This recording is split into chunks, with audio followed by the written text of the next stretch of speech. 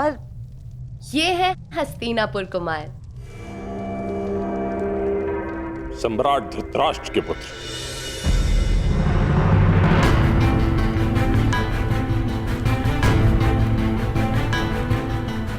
ये लगभग यहां अनामंत्रित ही हैं। ये ना तो कहीं के राजा हैं, ना ही युवराज। मैं कलिंग नरेश से पूछना चाहता हूं कि फिर इन्हें इस स्वयंवर में आने की अनुमति क्यों दी गई?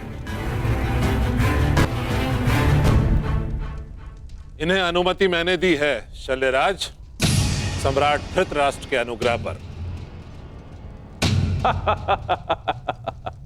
उचित है। अब सम्राट धृतराष्ट्र करे भी तो क्या करे? अपने पुत्र के युवराज न बन पाने के दुख में उनके घावों पर लेप लगाने के लिए यहां भेज दिया। भाई हम तो कहते हैं कुमारी भानुमति का विवाह इन्हीं से करवा दीजिए।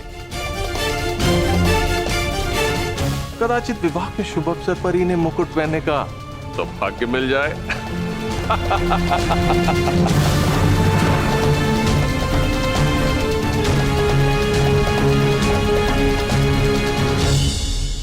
राजकुमारी भानुमति किससे विवाह करेगी, यह उसका अधिकार है, आपका नहीं शल्यराज।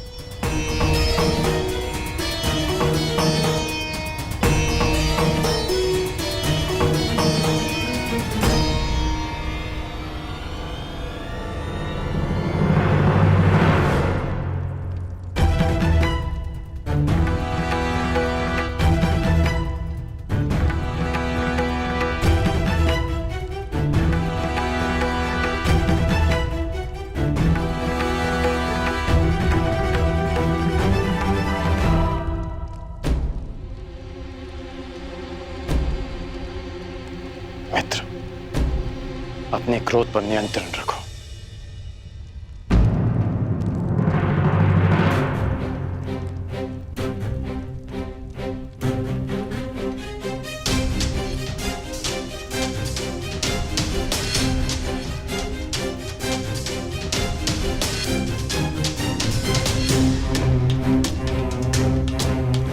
पांडव नामक कांटे के वृक्ष से अगला शूल तुम्हें न चुभ जाए, इसलिए युधिष्ठिर से पहले तुम्हें विवाह करना ही होगा।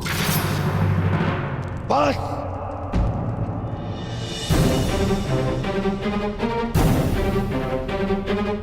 नहीं मित्र, मित्र,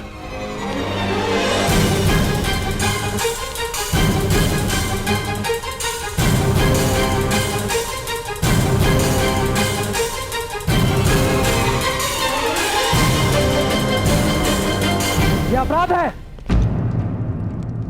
ये स्वयंवर नहीं हरण है। स्वयंवर कहो या हरण, मैंने भानुमति का वरण कर लिया है।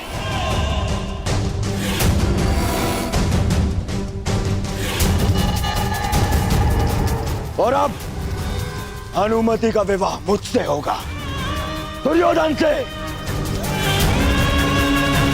और ये मैं अपने बल पर करूंगा, अपने पिता के अनुग्रह पर नहीं।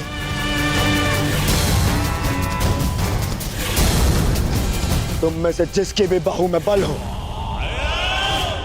वो मुझे रोकने का प्रयास कर सकता है। सावधान दुर्योधन!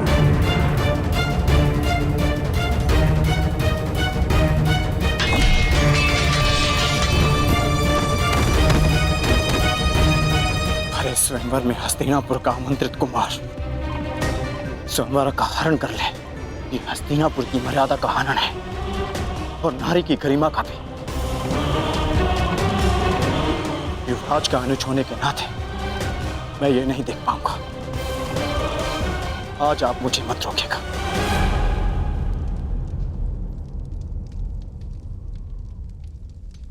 सावधान दुर्योधन!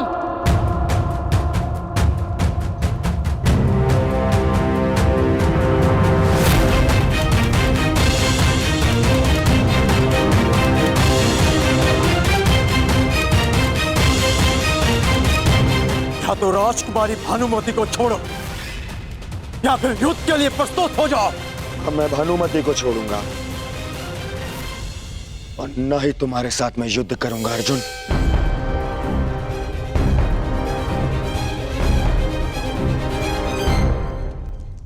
मित्रगण,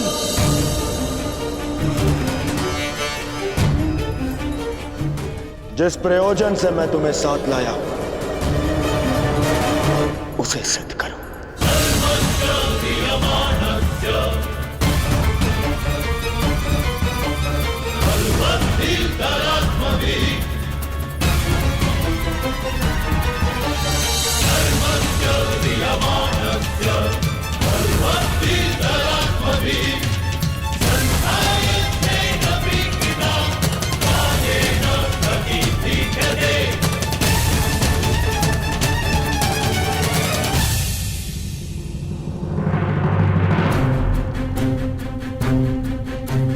अर्जुन,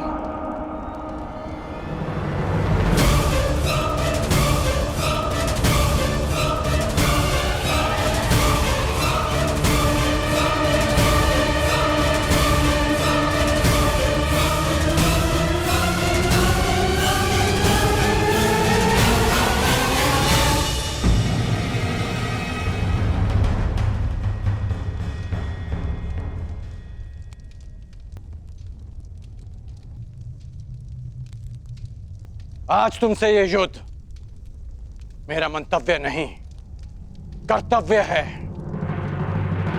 मैं यहां कुमार दुर्योधन की ढाल बनकर आया हूं।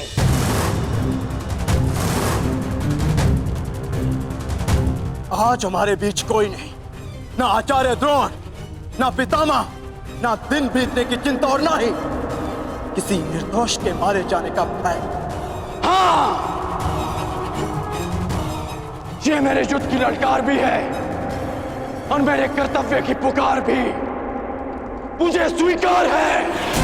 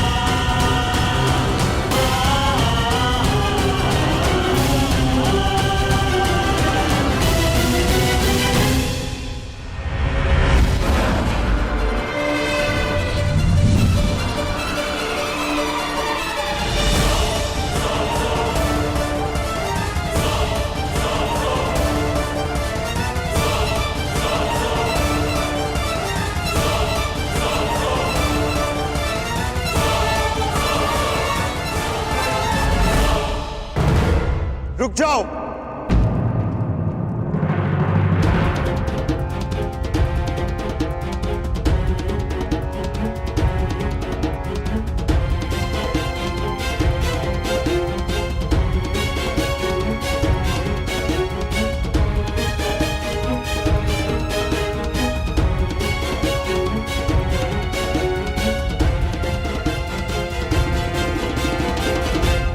अंगराज, अंग हस्तिनापुर के अधीन है और हस्तिनापुर के युवराज होने के नाते मैं आपको आदेश देता हूं कि आप बाण नहीं चलाएंगे।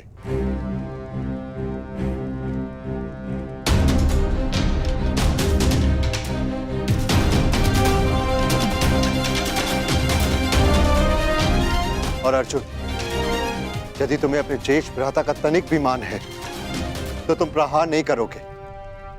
परंतु क्यों भ्राताश्री? क्योंकि हस्तिनापुर यदि हाथ है तो हम सब उसकी उंगलियां हैं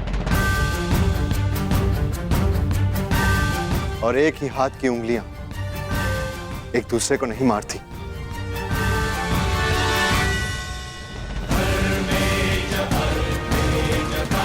क्योंकि एक ही तनुर के बाण एक दूसरे को नहीं काटते।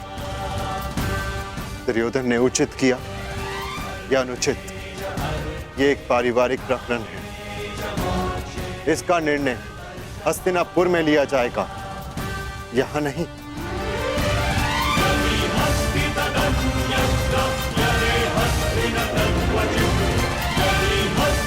यदि यहाँ हस्तिनापुर के कुमारों के मध्य संघर्ष हुआ तो हस्तिनापुर उपहास का पात्र बन जाएगा।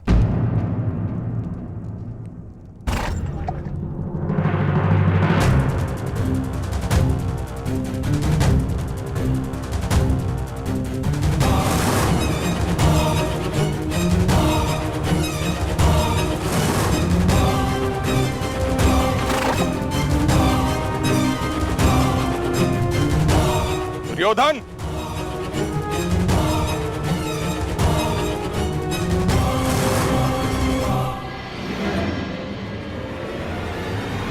मेरे मार्ग में मत आइए मद्र नरेश। मेरा परामर्श है आप सही मार्ग पर वापस आ जाएं।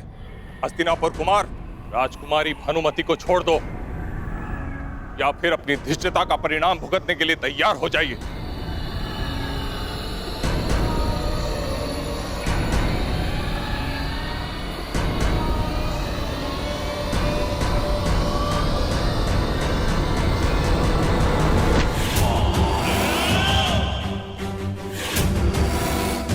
परिणाम की चिंता व्यापारी करते हैं, दुर्योधन केवल युद्ध करता है। तो फिर किससे युद्ध करना चाहते हो? चुन लो।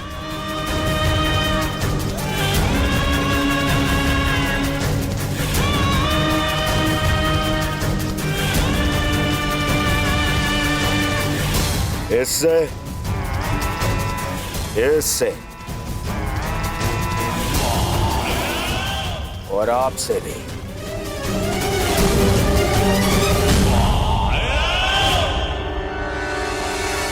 युवराज युधिष्ठिर, यदि कोई और दिन होता तो आपके इस तर्क की काट अवश्य प्रस्तुत करता, परंतु आज मेरे मित्र को मेरी सहायता की आवश्यकता है। अर्जुन, जीवन लंबा है, आज नहीं तो कल एक दिन अवश्य आएगा जब हमारा अधूरा द्वंद्व अवश्य पूरा होगा।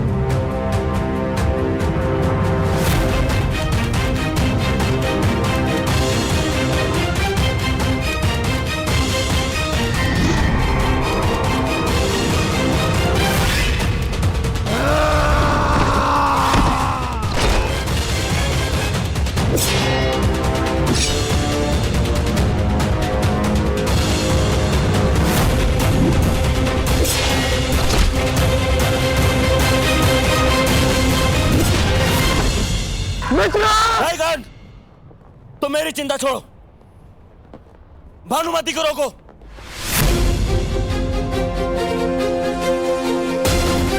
कौन? रोको उन्हें।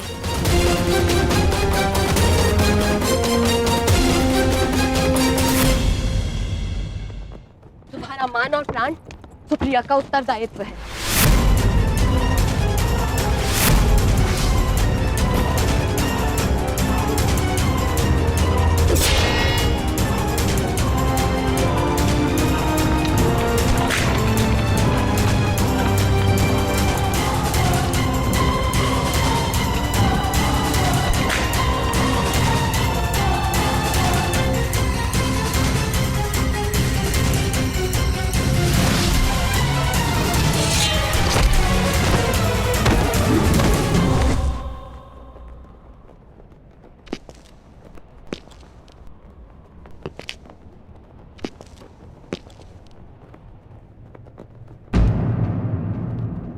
क्या हुआ दुर्योधन?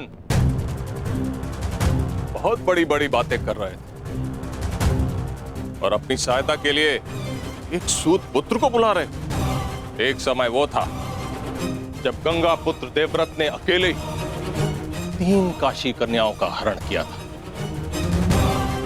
और आज 3 पीढ़ी पश्चात परिस्थिति ये है कि हस्तिनापुर के महाराज कुमार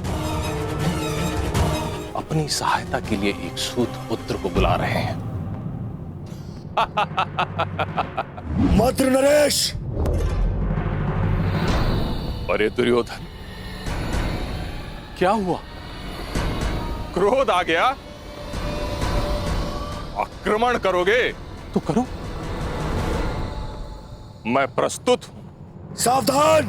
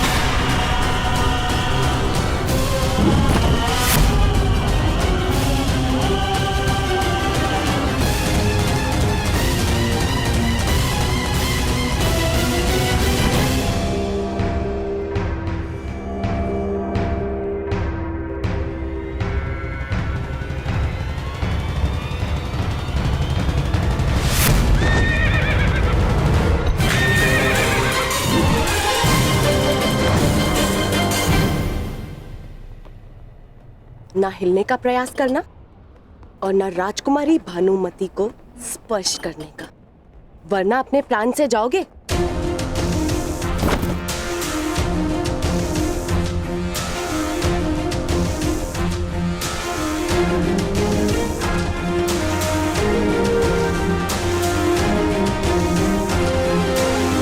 तो तुम द्वंद करना चाहती हो तो आओ, आगे बढ़ो।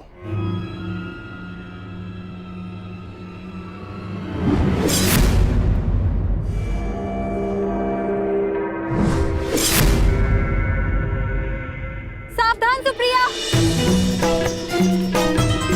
कुमारियों के हाथ में मेहंदी शोभा देती है, खड़क नहीं। और सच्चे वीर पुरुष को हरण करना शोभा नहीं देता।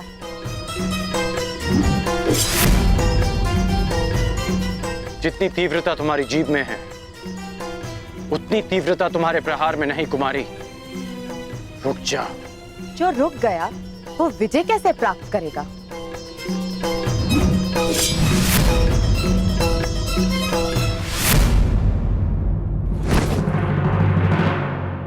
शत्रु का क्रोध शल्य के जीवन का अमृत है। दुर्योधन, अब तुम्हारी सहायता के लिए कौन आएगा?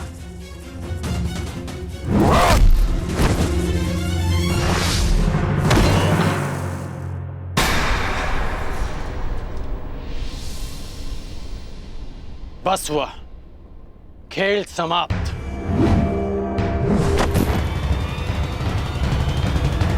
सुप्रिया! वीरांगना पराजित हुई, अब शांत रहना तुम्हारा धर्म है।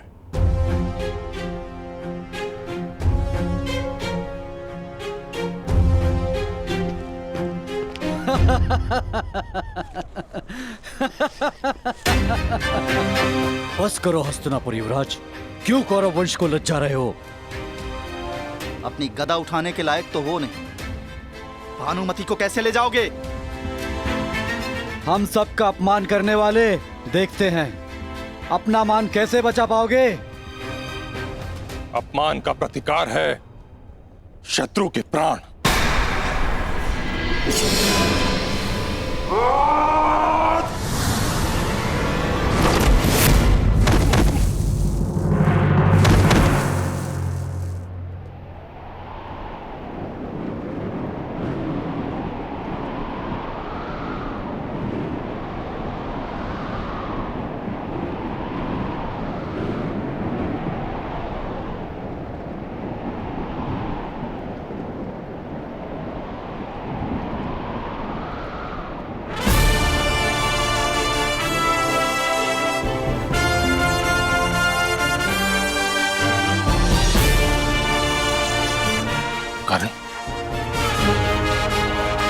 और मित्रता का केवल एक प्रमाण होता है, समर्पण।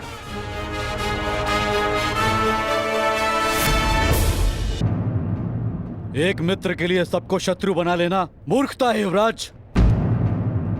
जरासंध एक था, इसलिए तुम जीत गए।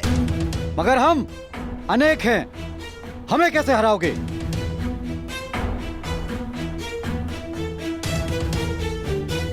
राधे का केवल एक लक्ष्य है, परिवर्तन।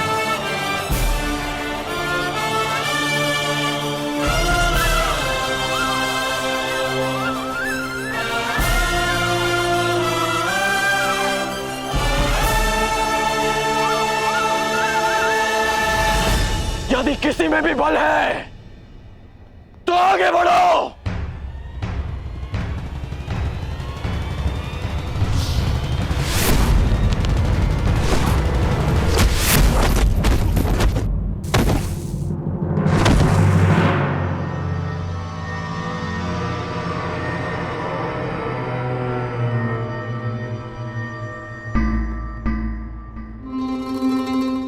आनंद आएगा। स्वयंवर में विजय प्राप्त करने से अधिक तुम्हें पराजित करने में आएगा कर्ण। सुना है अंगराज में बहुत क्रोध है और शल्य को क्रोध का प्रतिकार करने में सबसे अधिक आनंद आता है।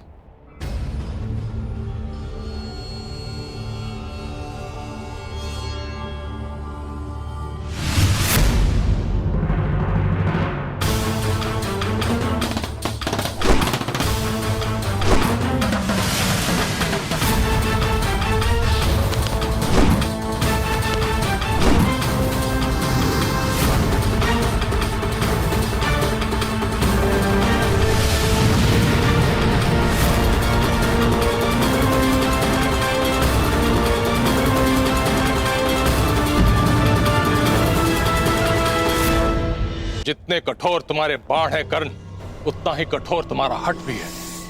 कहा था अर्जुन ने कि स्वयं को सिद्ध करने की लालसा तुम में बचपन से थी। इस हठ की ज्वाला को तुम्हारे भाई शोन की चिता की अग्नि भी शांत नहीं कर पाई।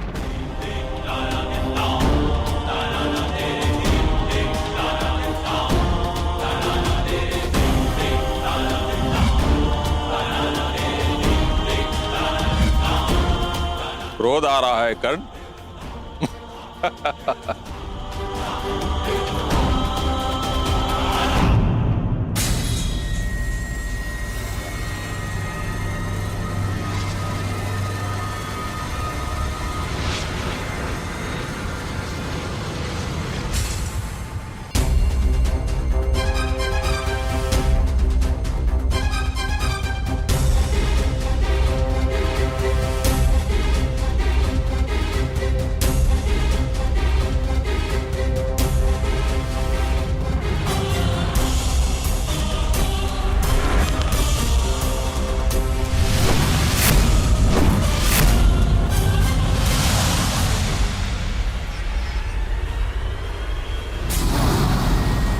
इसके बाण इतने उग्र कैसे हो उठे?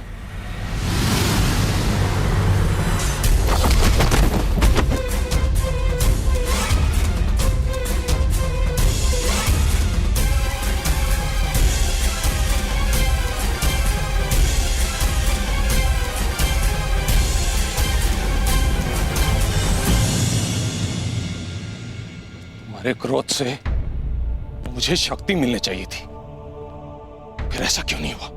क्योंकि भले ही शत्रु द्वारा किया गया क्रोध आपका सबसे बड़ा शस्त्र है, परंतु शत्रु द्वारा उत्पन्न किया गया क्रोध कर्ण का सबसे प्रबल अस्त्र है। सूर्य और दीपक में जो अंतर है, वही अंतर कर्ण और अन्य योद्धाओं में है। आज आपने सूर्य को सामान्य दीपक समझकर हाथ में लेने की भूल की। आज गुरु परशुराम का शिष्य कर्ण आपके सामने खड़ा है। वो गुरु परशुराम जिन्होंने मेरी दुर्बलता को मेरे क्रोध को मेरी सबसे बड़ी शक्ति में परिवर्तित कर दिया। अब आप शक्तिहीन हैं। आप मेरे बाणों का तेज नहीं सह पाएंगे और ना ही मेरे नागपाश का बंधन तोड़ पाएंगे।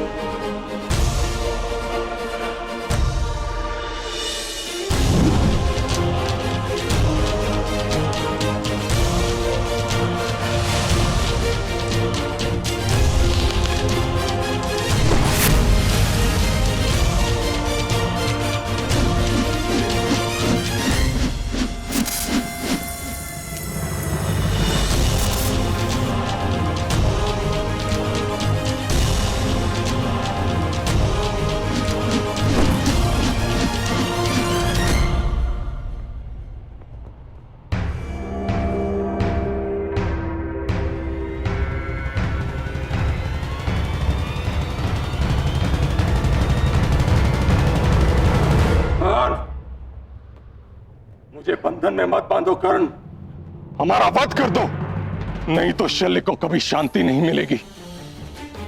जैसे सूर्य को राहु के ग्रहण से सदा भय रहता है, अगर हम जीवित बच गए हम राहु की तरह तुम्हारी कुंडली पर छा जाएंगे कर्ण, सदा सदा के लिए तुम्हें ग्रास जाएंगे। हमें मुक्त करो कर्ण। राधे चुनौती समाप्त करता है, चुनौती देने वालों को नहीं। आपकी चुनौती समाप्त हुई, इसलिए अब यह युद्ध भी समाप्त हुआ।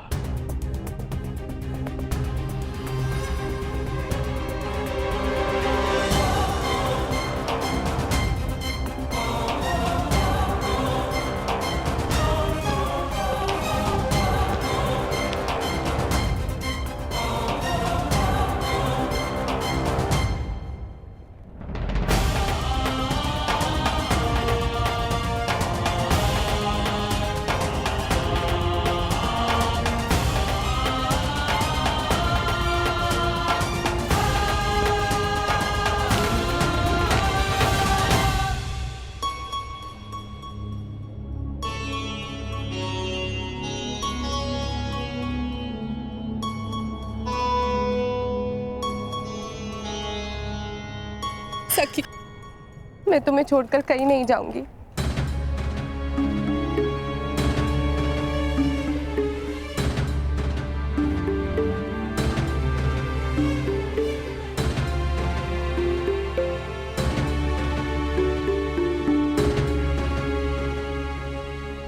मेरा अनुमान सही सिद्ध हुआ मित्र। मैंने तुम्हें यहां लाकर कोई भूल नहीं की।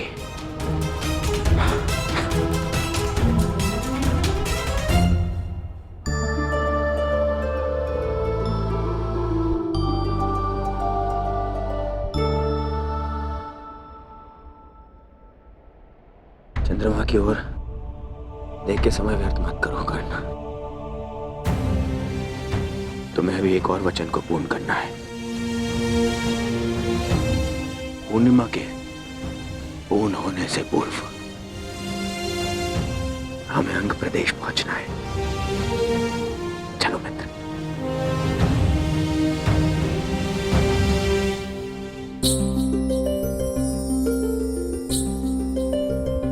हर दिन कुछ बढ़कर मुझे सताने का प्रयास ना करो चंद्रदेव। तुम्हारे पूर्ण होने से पूर्व ही मेरा कर्ण अपना वचन पूर्ण करेगा। मेरे जीवन का सूर्य मेरा कर्ण मेरे समक्ष प्रस्तुत होगा।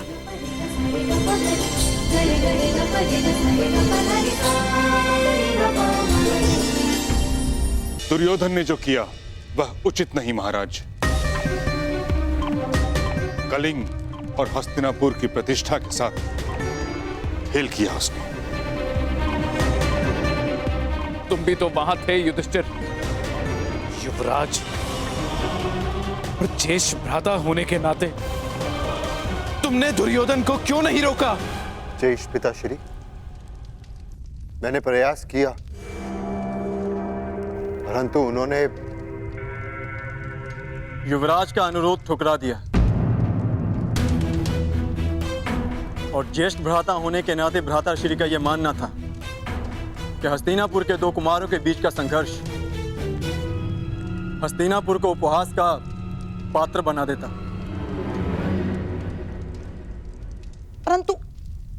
परंतु मुझे ये समझ नहीं आता कि ये विवाद हो क्यों रहा है। वरण और अपहरण दोनों का संबंध शताब्दियों से चलता आ रहा है, शताब्दियों से। और कई सारे उदाहरण भी हैं जहां वीरों ने कन्याओं का अपहरण करके और विवाह भी किया। स्वयंवर में हरण होते हैं, किंतु वह तभी मान्य होते हैं जब कन्या की सहमति हो। दुर्योधन ने जो किया उससे स्पष्ट है कि भानुमति की सहमति नहीं थी। महामहिम, जिस प्रकार ग्रीष्म के पश्चात वर्षा, वर्षा के पश्चात शीत और शीत के पश्चात पुनः ग्रीष्म आता है, ठीक उसी प्रकार इतिहास भी अपने आप को दोहराता है। महामहिम, आपको स्मरण होगा ना, काशीराज की कन्याएं अंबा, अंबिका, अंबालिका,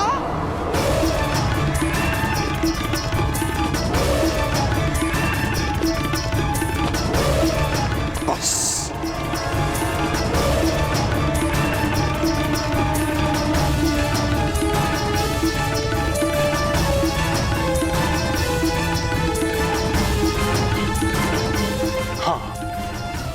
मैंने हरण किया था, इसलिए क्योंकि काशीराज ने हस्तिनापुर के सम्मान को ललकारा था, परंतु दुर्योधन ने वो हरण करके हस्तिनापुर के मान को दांव पर लगा दिया है,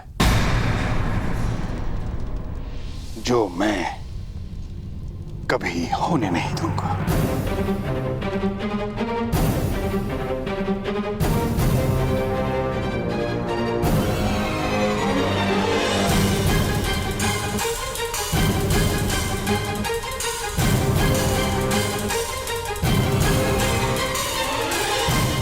आप ही सुझाव दीजिए ताचरी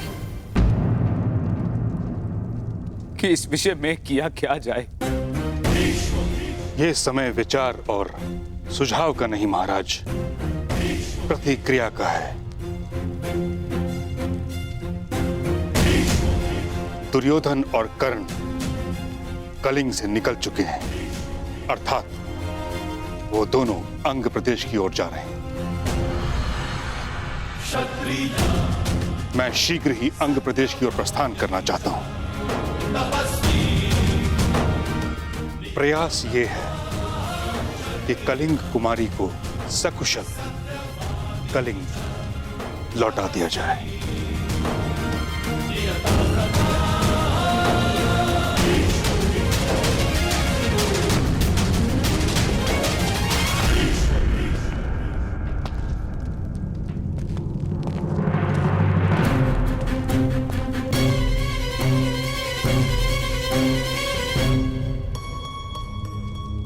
अंग में आपका स्वागत है। प्रणिपात राजकुमारी।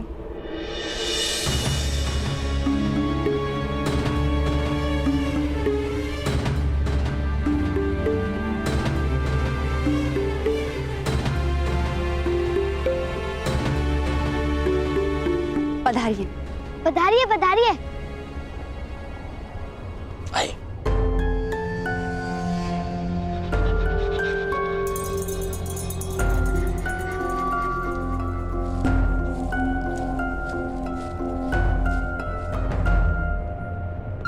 जाओ जाओ मेरे प्रिय, अंग देश जाकर मेरे होने वाले सम्राट को संदेश दे दो। जाओ जाओ।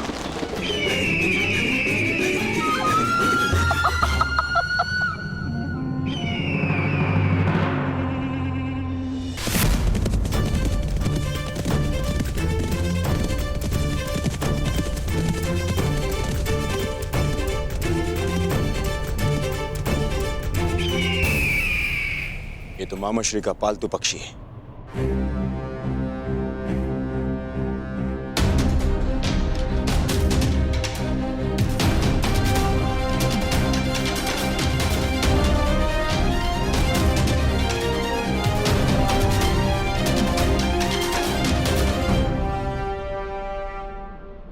मित्र, कुमारी भानुमति का हरण तो कर लिया, परंतु जब ये सूचना हस्तिनापुर पहुंची। सूचना हस्तिनापुर पहुंच चुकी है मित्र। पितामह भीष्म यहां आने के लिए निकल भी चुके हैं।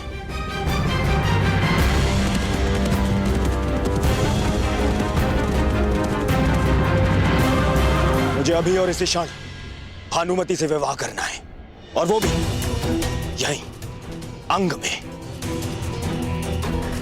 यदि पितामह के पहुंचने से पहले मैंने भानुमति से विवाह नहीं किया तो मेरा स्वप्न और सम्मान दोनों ही धाराशायी हो जाएंगे।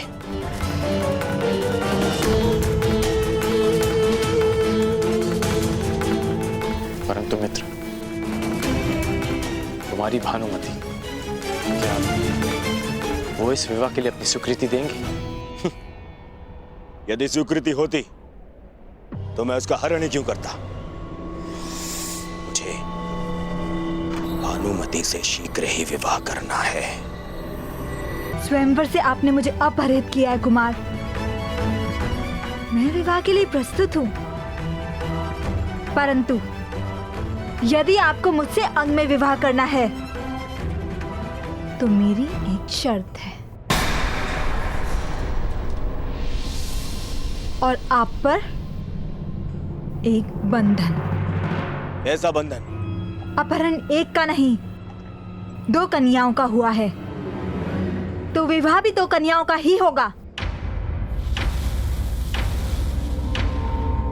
मेरा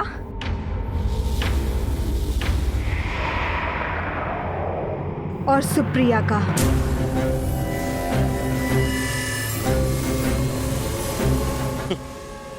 क्या प्रयोजन है तुम्हारा भानुमति? क्या मुझे सुप्रिया से भी विवाह करना होगा? हाँ? आपको नहीं, आपने केवल मेरा हरण किया है।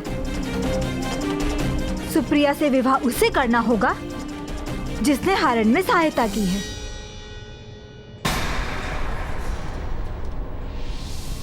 अंगराज कर्ण को।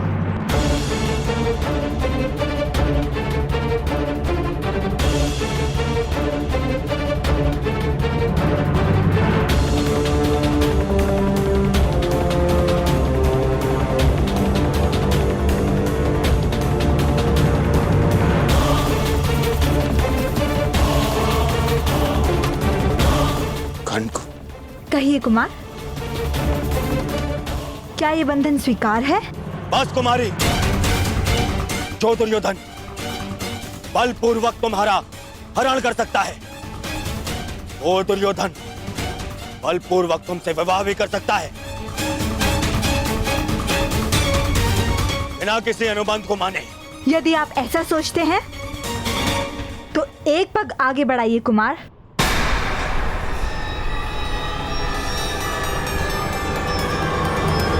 सखी,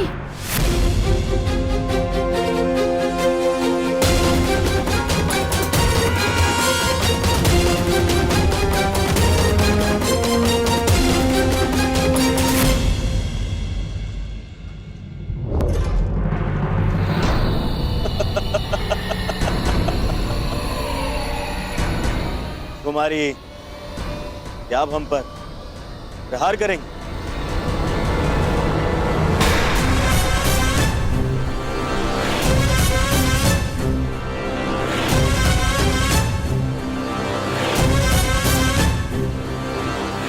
यदि आपने मेरी शर्त माने बिना मुझे विवाह के लिए विवश किया तो आपका विवाह मेरे शब्द से होगा।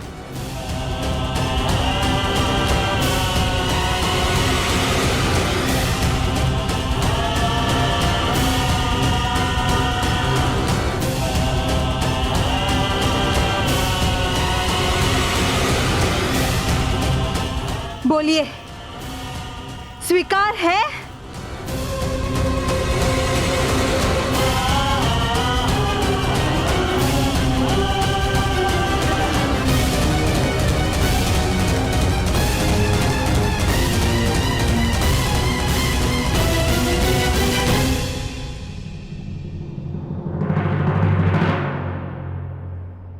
मित्रगण,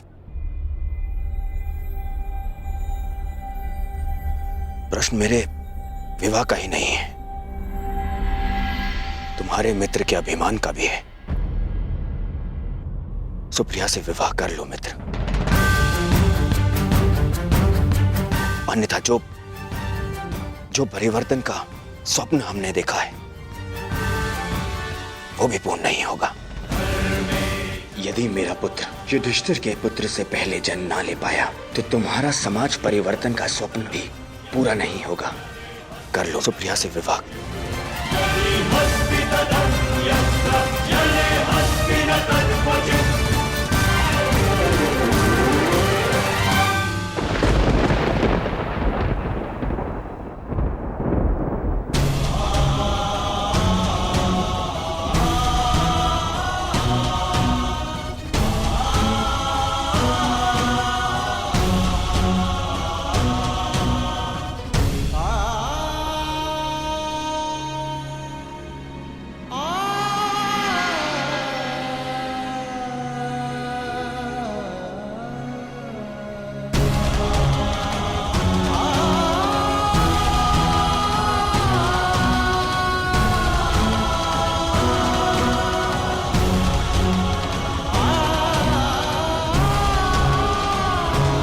नहीं सके, कटार हटाओ।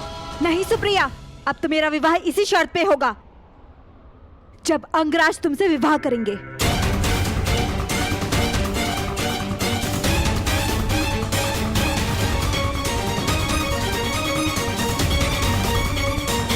और यदि ऐसा नहीं हुआ तो मैं अपने प्राण दे दूंगी।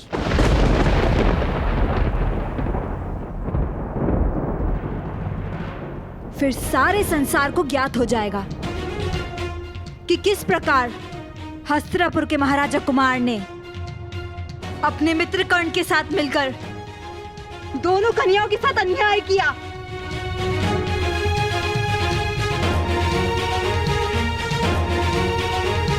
एक पल की भूल का दंड शताब्दियां भोगती हैं अंगराज।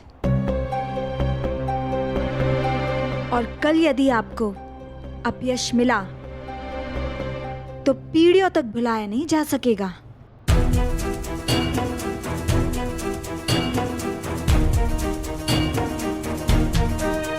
कहिए कुमार दुर्योधन, क्या आपको यह शर्त स्वीकार है?